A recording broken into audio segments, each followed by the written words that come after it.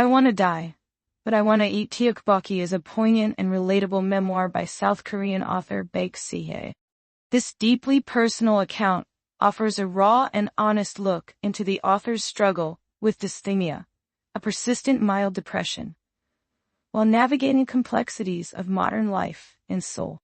The book follows Baek Sehee's journey of coping with constant, light depression, or dysthymia. Struggling with a dysfunctional family, low self-esteem, and codependency in relationships, she seeks therapy to break the cycle of depression and failure. Through therapy, Baek begins to confront her emotions, challenge her own expectations, and learn to accept her imperfections. This personal story aims to connect readers who experience similar feelings and situations. Baek discusses her therapy sessions, addressing her tendency to lie, obsess over appearance, and her struggle with binge eating. Her psychiatrist provides insight and guidance on how to cope with these issues, emphasizing building self-esteem and understanding personal boundaries. In her therapy sessions, Baek opens up about her feelings of envy towards others, her fear of judgment, and her constant self-surveillance. Her psychiatrist encourages her to focus less on external opinions and more on fulfilling her true desires. They also discuss Baek's experiences with her movie club, which helps her step out of her comfort zone and interact with others. Baek acknowledges her progress and the importance of her mood in shaping her perceptions of reality. During one of her therapy sessions, Baek shares her anxiety about losing friends and her struggle to maintain close relationships. The psychiatrist advises her to focus on the present moment and not let her fear of loss consume her. They also discuss Baek's desire to be special and her need for validation from others. Baek learns the importance of self-reflection, cherishing the time she has with friends, and valuing her own growth instead of comparing herself to others. Through her therapy sessions, Baek explores her contrasting emotions regarding a new friendship and her concern about being seen as a burden.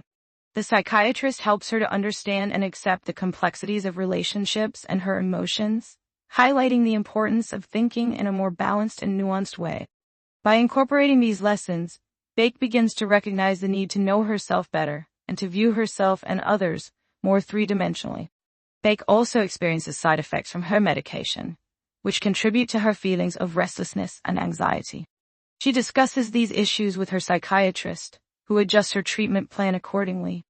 As Baek continues to work on her mental health and overall satisfaction with life, she begins to see the value in building more meaningful relationships and overcoming her past patterns of destructive behavior. In a session, Baek discusses her obsession with her appearance and the effect it has on her relationships, including her partner. The psychiatrist introduces the concept of histrionic personality disorder, but clarifies that Baek only exhibits some tendencies toward it.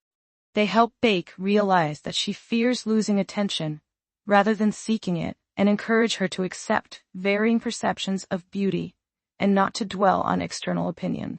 Baek learns the importance of enjoying her own appearance and understanding that it may change from day to day. Baek shares her feelings of sadness and anxiety due to losing control over her company's Instagram account and her inability to control her drinking habits. The psychiatrist encourages her to focus on her strong points and apply her willpower to cope with these issues. By acknowledging her fears and learning to balance her thoughts, Baek continues to work on her self-esteem and mental health.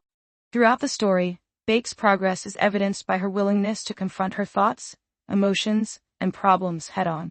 She takes steps to improve her mental health and relationships by seeking therapy, engaging in self-reflection, and being proactive in her recovery. As she continues on her journey to self-acceptance and personal growth, Baek learns to appreciate both the light and dark aspects of life, and to find value in her own experiences and emotions.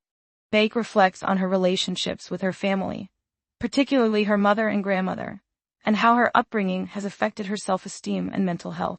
She also discusses her struggles with external expectations, such as the pressure to be a perfect student or employee, and how these expectations can inhibit her growth and happiness. Baek decides to remove her school and work information from social media in an effort to distance herself from these expectations and focus on personal growth and self-acceptance. Baek reflects on her connections with others, recognizing the importance of empathy and understanding in her relationships. She also contemplates her own past behaviors, such as her tendency to put others down, and her obsession with pointing out weaknesses in others. Through her continuing therapy sessions, Baek learns to empathize more with others, including her distant Aunt Gora, and to recognize the value of togetherness. She comes to understand that extending emotional solidarity and empathy to others is a crucial part of her personal growth, and the process of overcoming her feelings of darkness and isolation. With this newfound perspective, Baek resolves to continue seeking out meaningful connections and working towards a deeper understanding of herself and those around her. As a final step in her therapeutic journey, Baek is encouraged to sign up for newsletters as a way to stay connected and informed about relevant topics and resources related to her mental health and personal growth. This act symbolizes her commitment to maintaining progress and continuing to build a supportive network for herself as she navigates the complexities of life and relationship.